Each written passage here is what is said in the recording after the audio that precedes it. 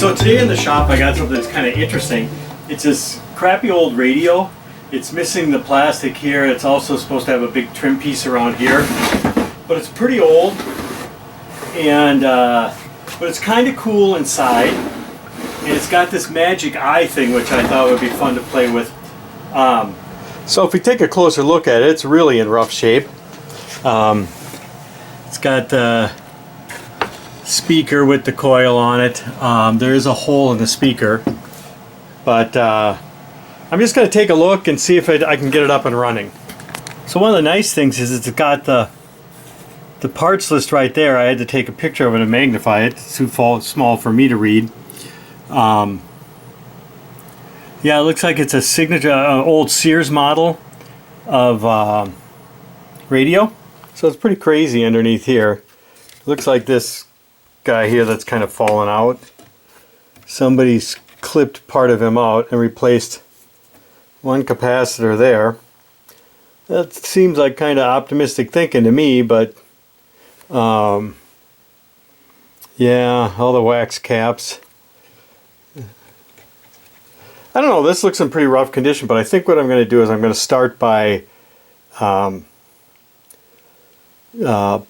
the tubes and seeing if I can get the power supply up and running. Yeah, these tin shields are kind of creepy looking. So,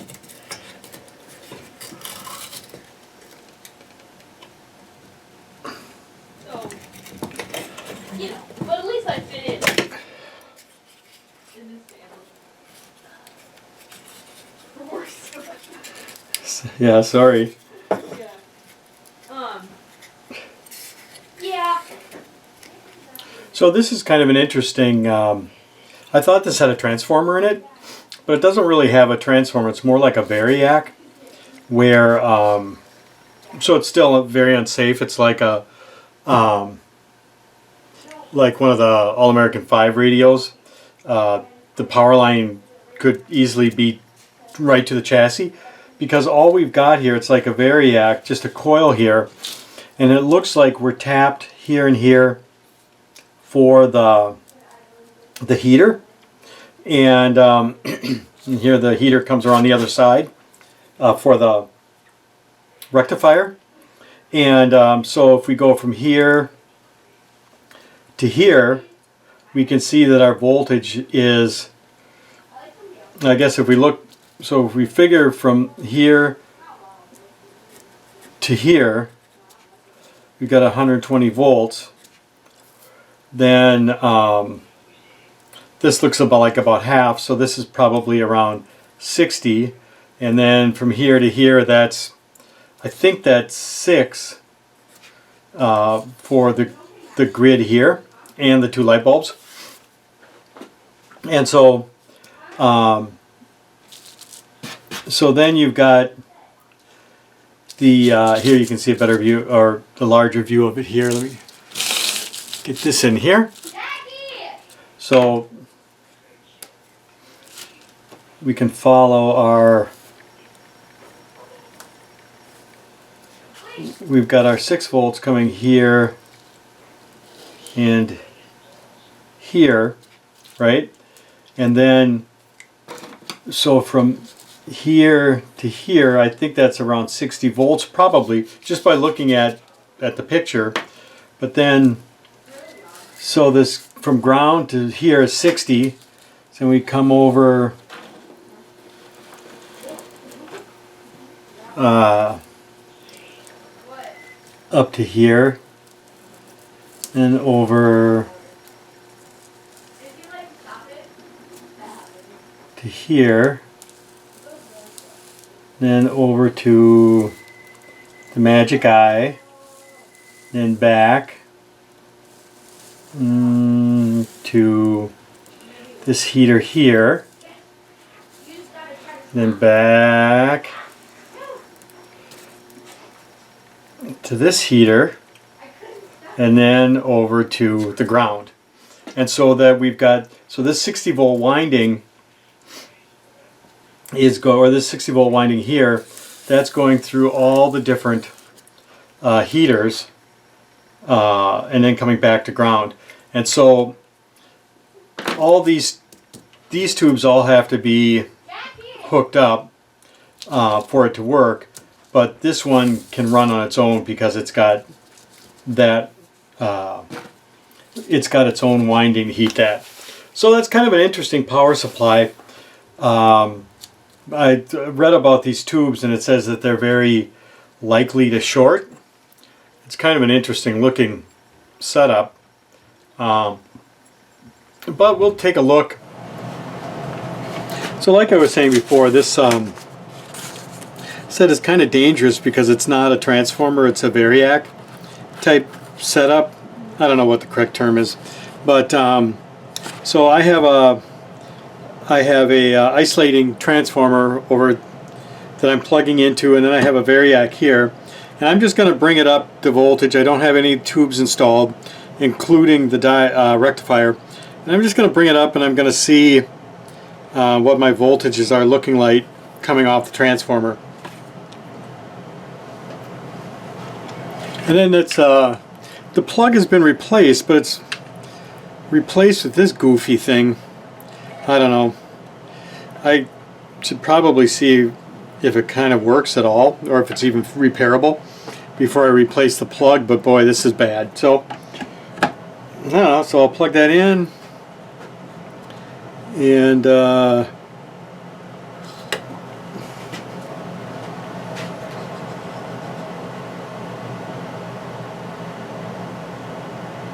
bring it to about 45 volts, and one of the bulbs has come on, so there's something coming out.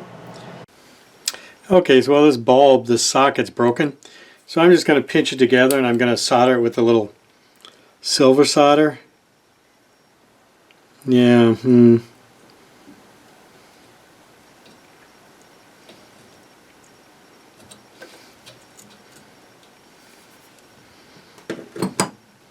You know, I'm just going to put some wire around it and then solder the wire.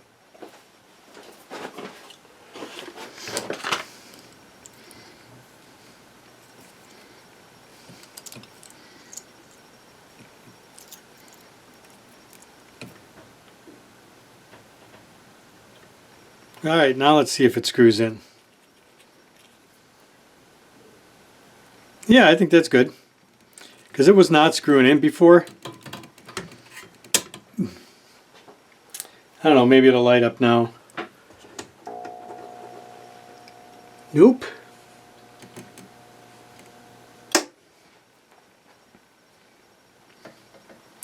Yeah, I guess it just needed a new bulb. Well, I'm going to pull this cord out. I can't find any of my grommets, so maybe I'll just have to... I mean, this does have a... I'll just put a new cord in. I'll have to put a grommet in later when I find them. Okay, well, so I just put a tie wrap on there. I'll put some glue on it to hold it in place. But then I grounded it to here, brought my return here, and then my power into the switch here. I just couldn't believe how much solder there was on that thing. It took me forever to get it all out, but I don't know, maybe whoever made the radio owned a tin mine. But yeah, so I'm going to try it again. I just didn't like that non-polarized plug. Yep, that goes straight in the trash. Okay, so this resistor is way out of tolerance, and it's this one right here. Looks like it's cooked. I think I'm going to replace this capacitor and this here. It's going to open that up a little bit, and then I'll try plugging in the tube and seeing what we get. Okay, so I'm going to plug the rectifier tube in, and I read that these are terrible and that they short all the time, but we've got our fingers crossed and we'll see.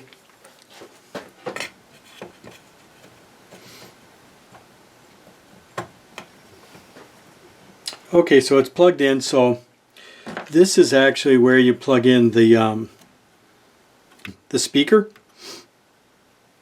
and or not the speaker, but the voice coil that they're using as a choke. And so we come from here, go through a resistor, We have a capacitor that goes to ground, comes over here, through there, then comes back and then goes over to do some work. So let's try it out. I don't know. I'm a little nervous about it.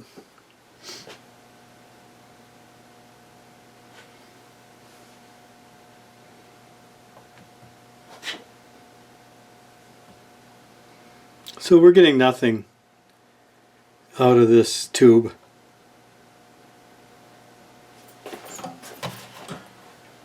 Yeah, so I think it's shorted because as soon as I pulled it out, then the light bulb started going on. So I think it's shorted, so I think I'm going to replace it with a diode.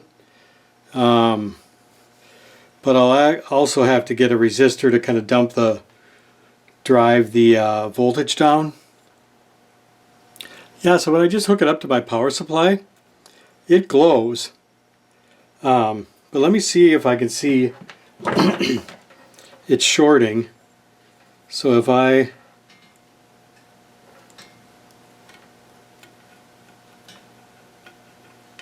here.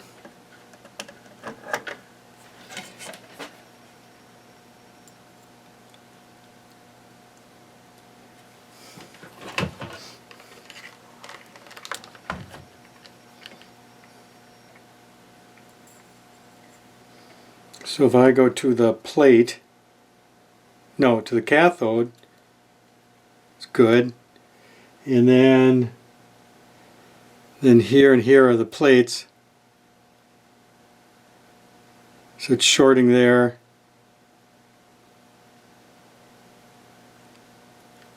The hell? Oh. So then if I look at the plates, the 1.5 volts,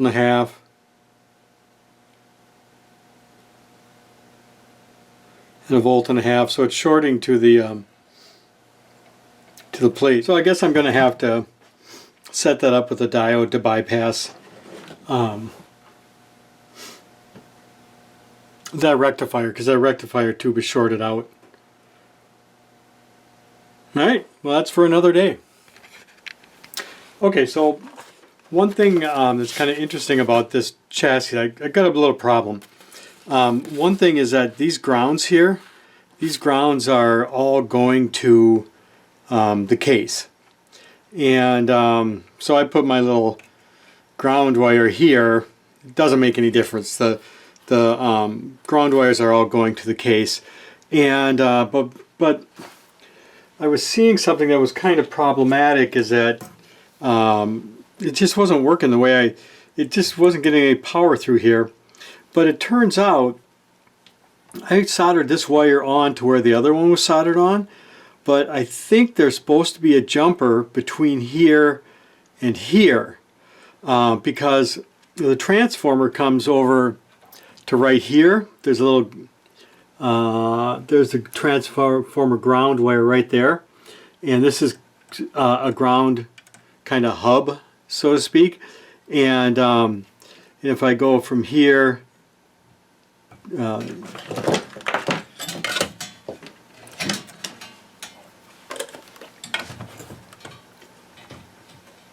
if I go from my power wire here to the transformer, I mean the power ground, to here, or neutral, there's nothing.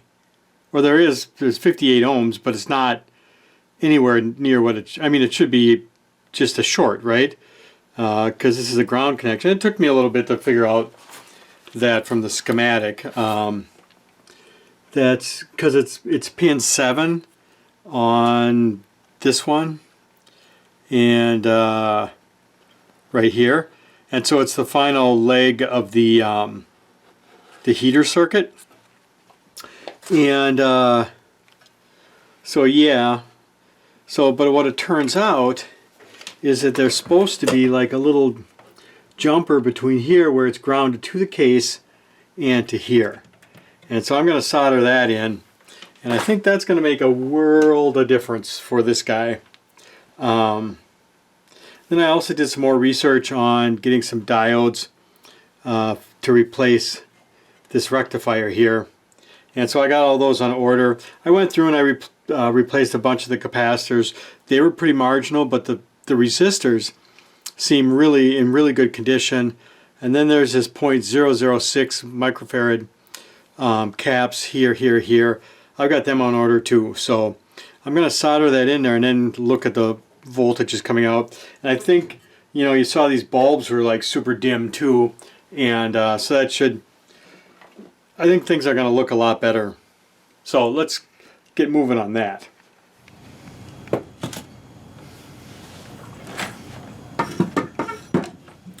Nice 10 pounds of solder on that. Okay, so now let's see. We can see what our voltages are. Turn up my variac.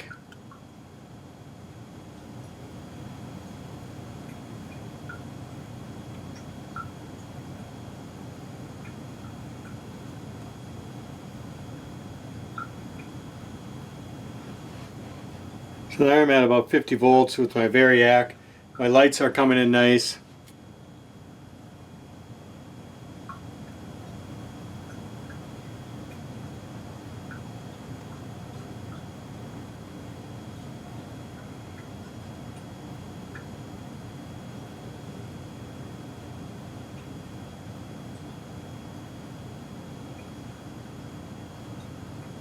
Yep. So yeah, so now it's working great. So now I got a 120 volts, and let's see, supposed to have about 205, and that's what's coming out. And but I think once I get the, I should have. Let me look on the other side of this. Yeah, I guess it doesn't matter. But anyway, so next step is kind of finishing up the recap and putting the diodes in, and I think we'll be cool.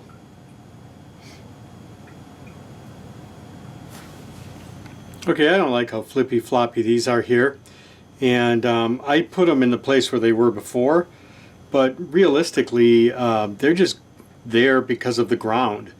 And this wire goes all the way back here. And this wire goes all the way back here. So I'm going to mount that back here on here. I think that's going to be a lot nicer.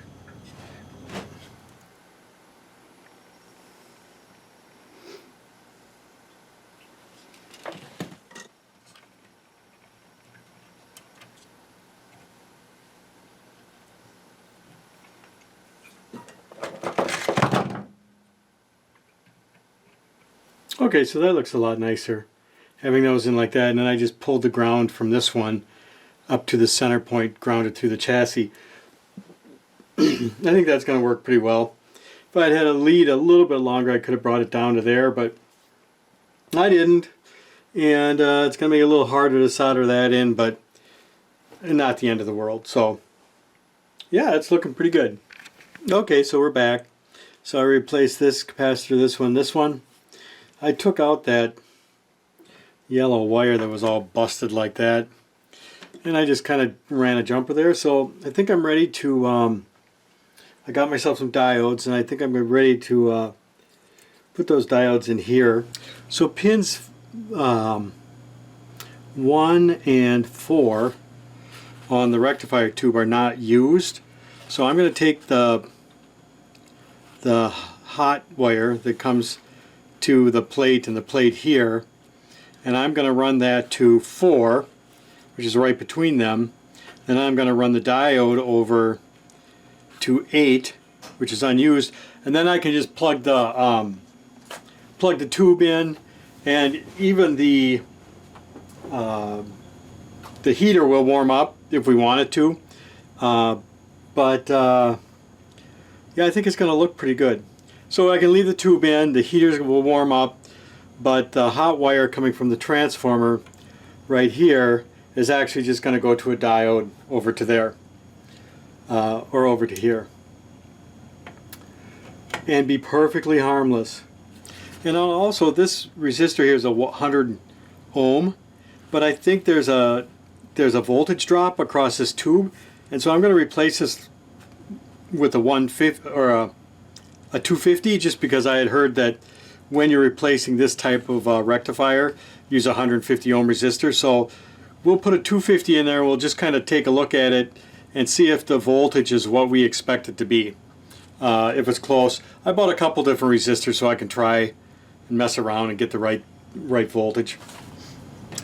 Okay, so the AC comes in to pin 4, which is unused, comes over to pin 1, which is unused, gets rectified here, then goes through this 220 ohm resistor, and then goes to here, which has our capacitor, our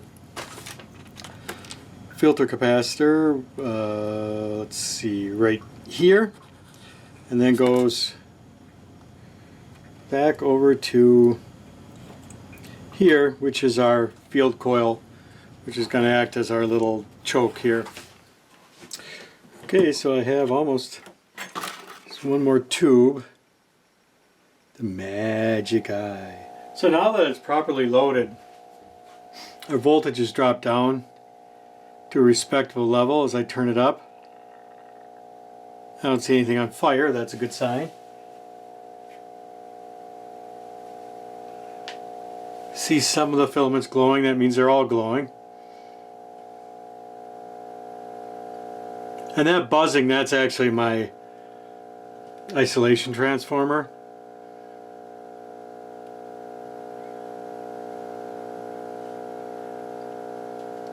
So my voltage is actually a little bit low. That's okay.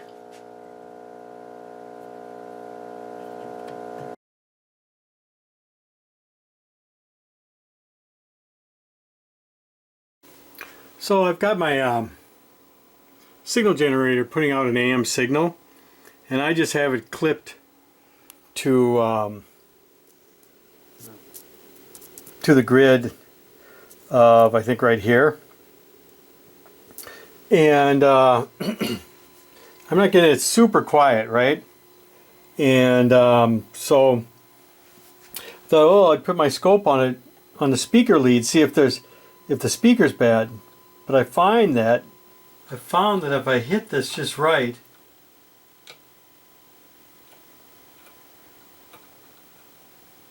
it started playing there.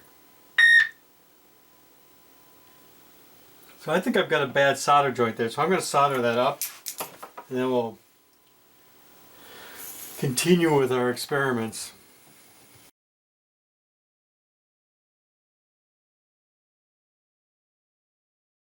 What I'm doing, as you can see in there, I have a signal, AM signal coming into the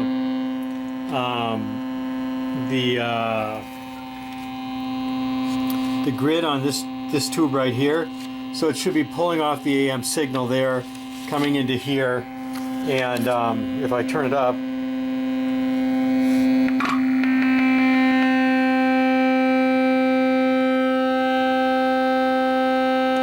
course the volume's not working there, but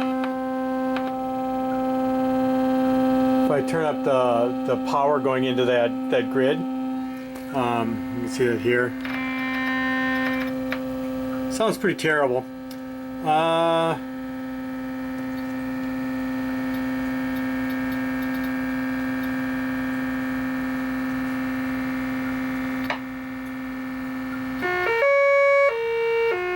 Oh, there we can see it. So there I'm modulating.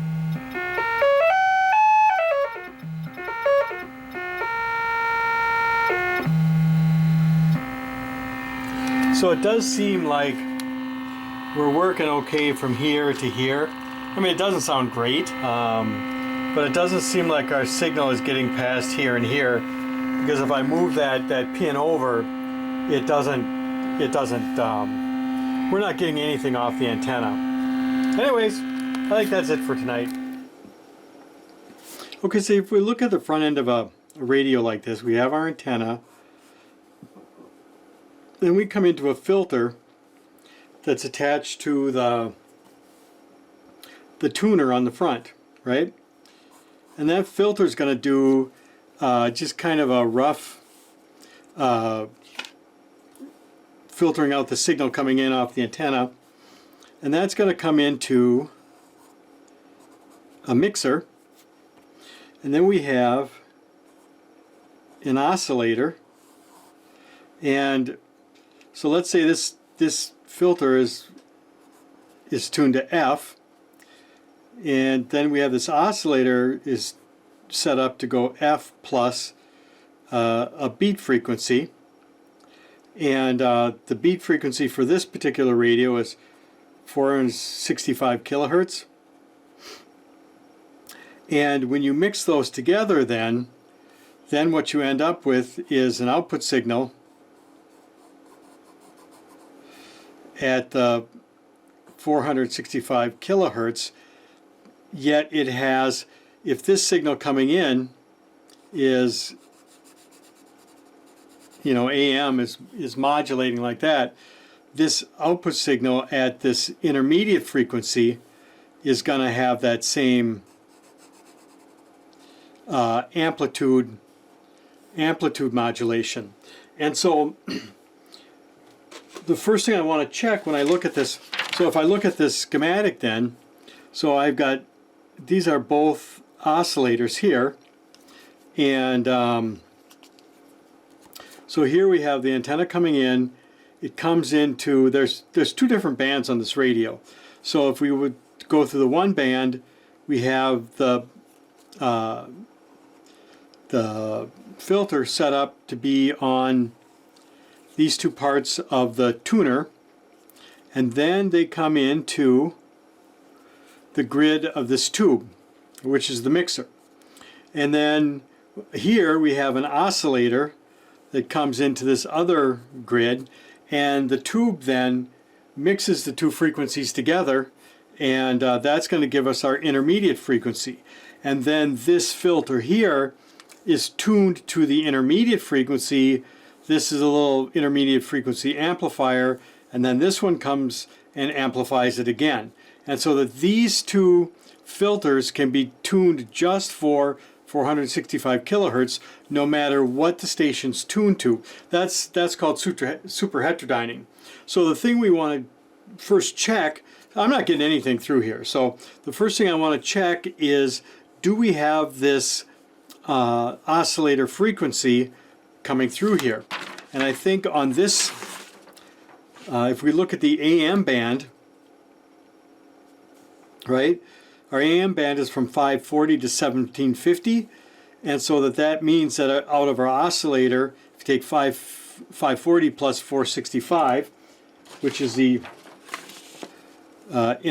intermediate frequency here, then we end up with about 1 megahertz and 2.2 megahertz. So we should be able to see that on the oscillator, and we should be able to turn our tuner to see that number change.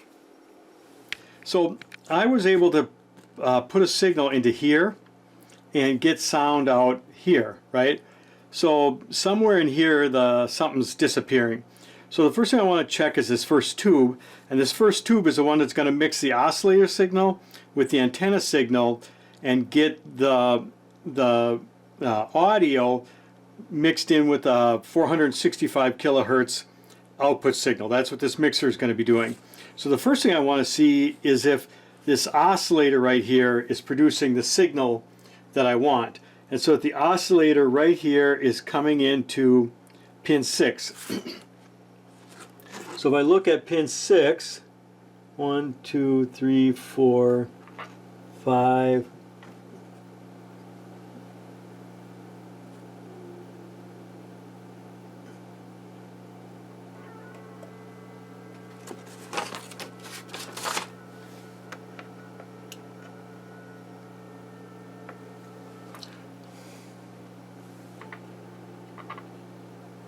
if I look at my pin 6, actually I'm looking very close to pin 6, which is 5, which is the other side of the oscillator. We can see we've got a nice 1.2 megahertz signal, and that's I'm tuned to 800 kilohertz, and so 800 kilohertz plus the 465 beat frequency or intermediate frequency, that's going to give us around 1.2. That's just what we want, and that's looking great, right? So then I want to see if I'm getting my signal coming in from the antenna, which is coming in off the grid, or which is on top of the tube. If I look,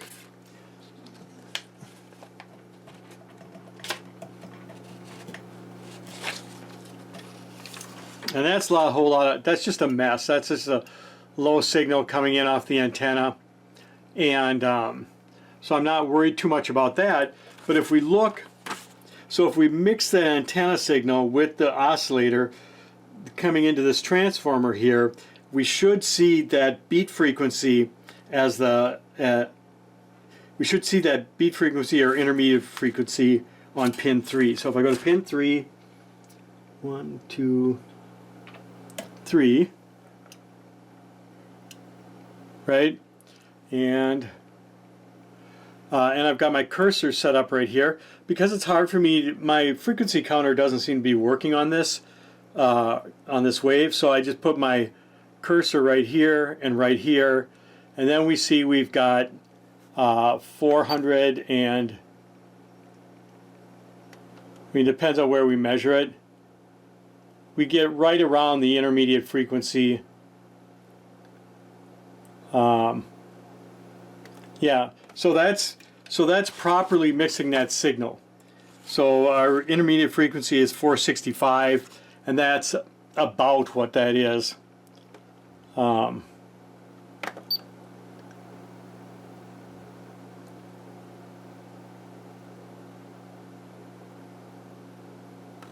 Yeah, and so that's looking good. So then it comes into this little transformer here, and this transformer is a filter that's filtering out everything but that 465. And so if we look at the other side of that transformer, which is the grid of the next tube,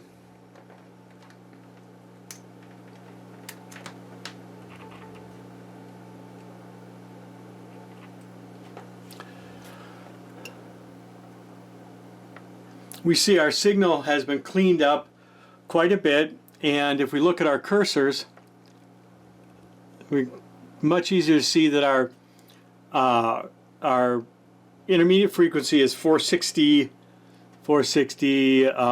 That's 465. So that looks perfect. It looks like it's filtering, doing a good job of that. So that's what's coming into this tube, and then coming out of this tube, then you've got pin 3 of the second tube.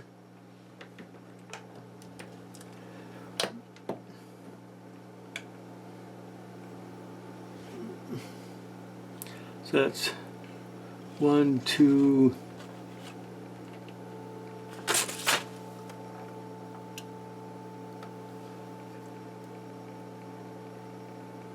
and we see an even clearer filtered signal, and it could be better, I think, but it's right at 465 kilohertz, right, that my cursors is showing, and so that's looking good. So I was like, well, that's working good.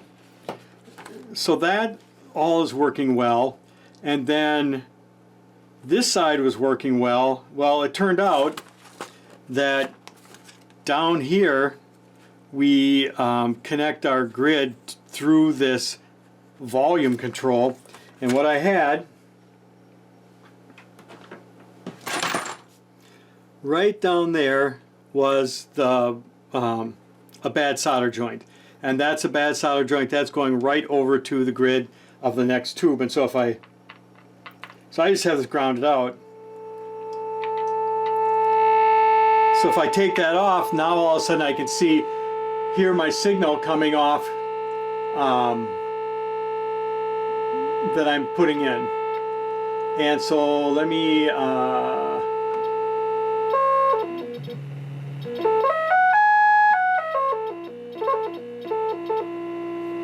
so I'm pretty happy. So that was the problem I was having, is that when I resoldered this, I didn't get a good enough connection, and I was able to find it by kind of following that signal through the system.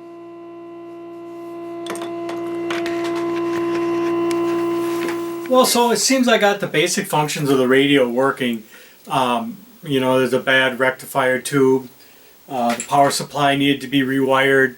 I need to recap, and there was a problem when I did the recap that I had a bad solder joint, and the speaker wasn't working right. And that was actually a problem that dogged me. I thought I had it fixed, and I kept having to work on it. I finally did get it fixed. It was a bad connection inside there, and I actually had to put a jumper in the speaker, which happened much later. But I'm going to end this video now.